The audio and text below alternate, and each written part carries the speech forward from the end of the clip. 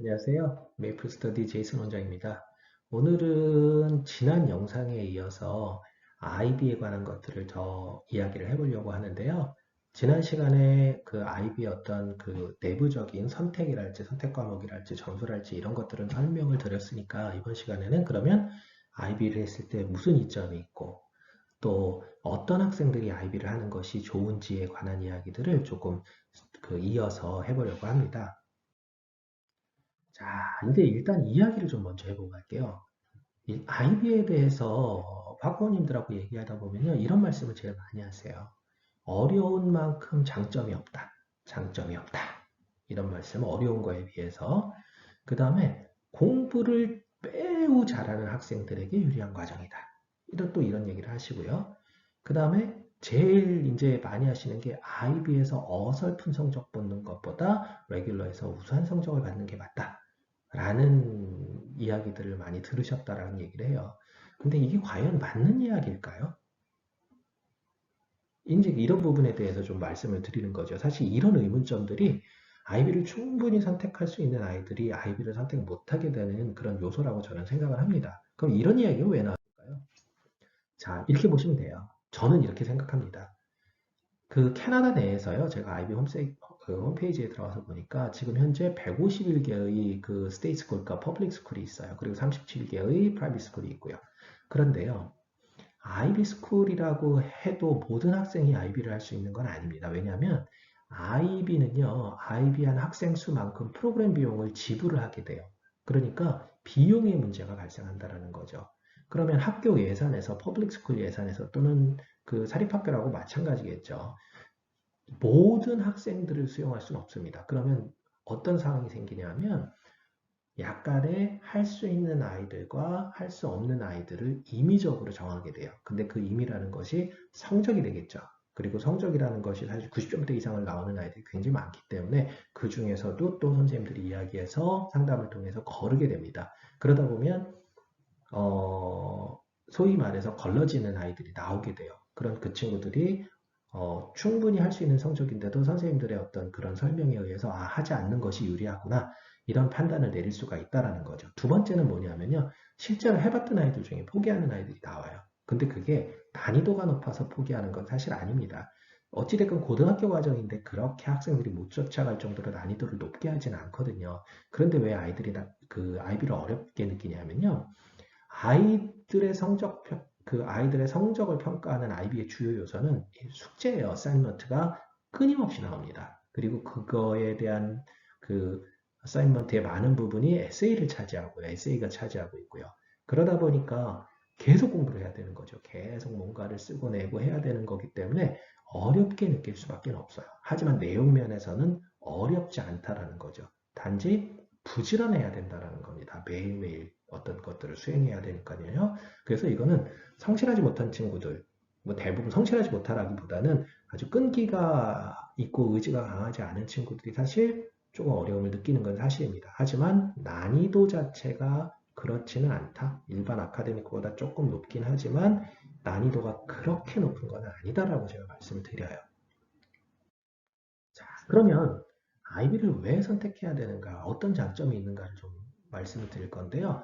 첫 번째로는 이게 제일 중요하죠. 대학 지원 시 IB 과목은 웨이티드 스코어가 있습니다. 그러니까 가중치가 있다는 얘기예요. 대학마다 조금 차이가 있지만 가중치가 있다는 것들이 가장 중요한 요소가 될 겁니다. 대학 가기 유리하다는 얘기죠. 그 다음에 IB를 AP처럼 반영하는, 뭐 영국에서는 A 레벨을 하지만 그런 뭐 A 레벨을 포함해서 IB를 갖다가 반영하는 세계 명문 대학들이 증가하고 있다는 겁니다. 그 미국 같은 경우만 해도요, 아이비리그의 그 유펜이랄지 이런 대학들이 지금 공식적으로 아이비 성적을 채택한다라고 되어 있고요. 그 다음에 존스 홉킨스 요즘에 많이 듣게 되죠. 존스 홉킨스하고 그 다음에 뉴욕 유니버시티 이런 데들 그래서 29개 대학이 공식적으로 지금 아이비 홈페이지에 나와 있고요. 그 다음에 이제 그렇지 않더라도 그 스테이트 유니버시티들 있잖아요. 뭐 그러니까 주립대학들 대표적인 게 이제 UC 계열의 UC 버클리나 UC LA 등을 들 수 있는데 여기에서 아이비 채택 그 아이비 성적에 대한 그 평가가 점점 좋아지고 있어요. 그래서 실질적으로 세계의 유수한 대학들이 지금 그 아이비를 채택하고 있다라고 말씀드릴 수 있을 것 같아요.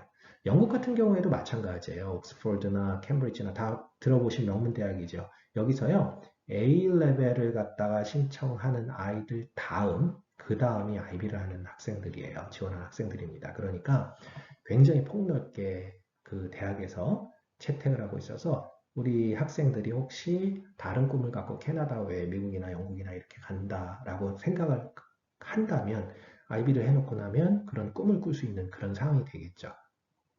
그러니까 이 두 가지가 가장 큰 장점이 될 거라고 저는 생각을 합니다. 자, 그럼 가장 중요하게 생각하는 그 성적 웨이티드에 관한 이야기를 해볼게요. 근데 요거는 학교마다 가중치가 좀 다르기 때문에 제가 뭘로 했냐면요. 구글에 보면 그 구글 검색해 보시면요. 하이스쿨 GPA calculator라는 그 사이트가 있어요. 그걸 기준으로 제가 조금 그 평이하게 그걸 기준으로 한번 좀 설명을 드려볼게요. 자, 어느 정도의 그 웨이티드가 있는지 한번 볼까요? 일단 어떤 학생이 공부를 되게 잘해요.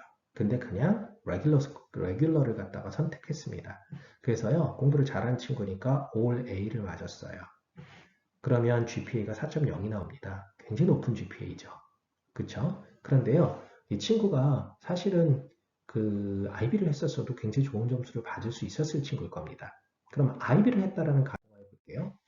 IB에서 만약에 전체 A, All A를 맞았다 그러면 GPA가 5.0이 나와요. 5.0이. 그러니까는요, 아무리 레귤러에서 만점을 맞았다고 해도 스트레이트 A를 맞았다라고 해도요, IB에서 그 올 A를 맞은 아이의 점수를 넘어설 수가 없습니다. 그러니까 똑같은 점수로 평가받을 수 없다라는 거죠. 자, 그러면은요, 이거는 뭐 이 아이가 공부를 더 잘했겠지 이렇게 볼 수 있으니까는요. 자, 어떤 경우들을 또 보셔야 되냐면 이겁니다. 만약에요, IB에서 전부 다 B학점을 받았어요. 올 A가 아니라 사실 충분히 받을 수 있는 점수거든요. 그랬을 때 4.0이 나와요. 그럼 아까 올 A를 레귤러에서 받은 아이랑 똑같다는 얘기거든요. 근데 대학에서는 그럼 똑같이 4.0인데 어떤 아이를 더 선호할까요?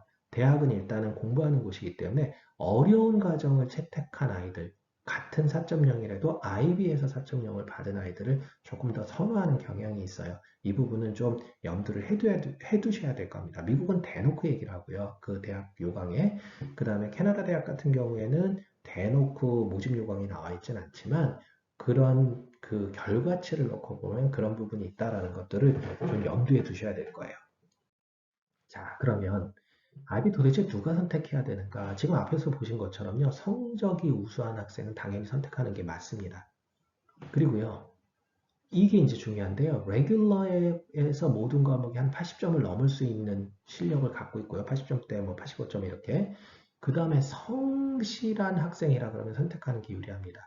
이게 왜 제가 성실한 학생이라고 얘기를 했냐면요. 아까 말씀드렸다시피 평가 기준이 대부분 숙제나 에세이거든요. 끊임없이 뭔가를 그 해서 제출을 해야 돼요. 그래서 성실하지 않으면 사실 조금 어려워요. 그렇지만 우리 아이가 그래도 성실하게 학교에 주어진 것들을 수행하는 아이다라고 판단이 되시면 IB를 하는 게 저는 유리하다고 봅니다. 자, 그게 왜 그런지 좀 살펴볼게요. 일단은요, 80점이라 그러면 레귤러에서 그냥 다 B학점 받았다라고 쳐볼게요, 이 친구가. 그랬을 때 3.0의 GPA가 나오게 되죠. 그런데요, 만약에 이 친구가 IB를 해서 성적이 떨어지겠죠? 성적이 떨어졌다고 볼게요. 그래서 다 C를 받았다. 그래도 3.0입니다. 그럼 아까 말씀드렸다시피 어려운 걸 도전한 친구들에게 조금 더 유리하다라고 말씀드렸죠. 그러니까 당연히 IB를 하는 게 맞는데 그것보다 더 재미난 것은요. 실제로 중간 점수 대에서 이렇게 차이 많이 안 나요. 그래서 보통 뭐 제가 그러니까 최저로 잡은 거지만 보통요. 한 과목 정도는 뭐 B 받았던 아이가 IB를 했을 때 C 플러스 정도 받을 수 있어요. 그렇게 됐을 때 보시면 GPA가 3.11이 나옵니다. 결과적으로는요. 아이가 잘하는 과목들이 있게 마련이잖아요. 그래서 IB를 선택했을 때 그 비슷한 능력을 발휘한다라고 보면 이게 IB를 선택하는 것이 당연히 유리할 수밖에 없다라는 거죠. 자, 이게 이제 요걸로 좀 보여드릴게요. 아까 지금 했던 것이 B하고요, B학점하고요, C학점을 기준으로 얘기를 했어요. 그러면 이 점수 극간이요, 10점 차이가 납니다. 10점. 근데 물론 이 최고점에 대해서는 분명히 난이도가 높아요. 하지만 B학점하고 C학점의 점수 차이가 10점인데 그러면 그 일반 레귤러 과정의 B학점 받는 거 하고요. 그 다음에 IB에서 C학점 받는 거하고 이 10점 차이만큼의 그런 능력 차이를 보일까요? 저는 그렇게 보지 않거든요. 그래서 보통 그 레귤러에서 B학점을 받는 아이들이 보통 IB를 했을 때 C 플러스 정도는 받을 수 있다라고 봐요. 모든 과목은 아니더라도. 그래서요, 제 생각으로는 IB를 하는 것이 훨씬 유리하다라는 부분들을 우리가 숫자상으로 좀 볼 수 있다라는 겁니다. 한 가지 더 볼게요. 한 가지를 더 보시면요. 이게 이제 IB 테스트 결과들을 좀 이렇게 평균을 내는 건데요. 실제로 그 대학 가는 데 의미가 있는 4, 5, 6, 7까지죠. 그 중에서 7은 어려우니까 4.5점, 6점도 어렵다라고 치고요. 이것도 빼볼게요. 근데 이제 20%나 되니까는요. 그래서 4.5점까지 놓고 봤을 때 6점까지 포함하면은 약 한 75% 정도의 그 IB 학생들 중에 75% 정도가 이 수준에 들어오는 거고요.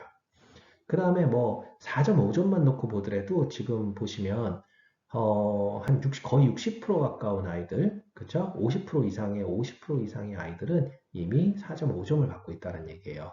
그럼 이제 간신히 통과하는 아이 그 점수인 그 3점을 받는 아이는 13%밖에 안 되고요. 페일하는 아이는 5%밖에 안 돼요. 그러면 우리 아이가 여기서 놓고 보면 그래도 전체 IB를 한 아이 중에 75% 범위에는 들지 않겠냐라는 거죠. 그쵸? 그렇게 놓고 보면 실제로 IB가 이렇게 많은 아이들이 이 정도 유의미한 점수를 갖는다는 얘기는 IB가 충분히 할 수 있는 범위에 있는 공부다라는 것들이 하나의 입증되는 거라고 보시면 됩니다. 자, 결론 내려볼게요. 성적이요. 중간 정도의 성적, 그 레벨 4나 5를 받는 것은요. 아주 어려운 일은 아니다. 노력이 필요하지만 아주 어렵지는 않다라는 것이 제 결론이고요. 그 다음에 디플로마 안 하더라도 이거는 이제 전 영상을 안 보신 분들은 조금 뭔가 하실 수 있는데 보신 분들은 아실 거예요. 서티피케이트를 하는 것만으로도 충분히 효과적이다라는 겁니다. 왜냐하면 과목별로 반영이 되는 거니까요. 그 다음 대부분의 과목을 80점 이상을 받을 수 있는 성실한 학생. 아까 왜 성실해야 되는지는 말씀드렸죠. 성실한 학생이라면 반드시 좀 도전을 해보자 라는 것이 저의 결론입니다. 자, 이런 부분들이요, 여러분들, 이제 학부모님들이나 학생들이 아이비를 선택할까 말까 망설이시는데 어떤 선택할 수 있는 좀 더 용기를 낼 수 있는 그런 그 자극제가 됐으면 하면서 영상을 이제 마무리를 하려고 하는데요. 늘 그렇지만 이게 조금 설명에 부족하다, 뭔가 좀 궁금한 점이 있다 그러시면 댓글창 이용하시면 되고요.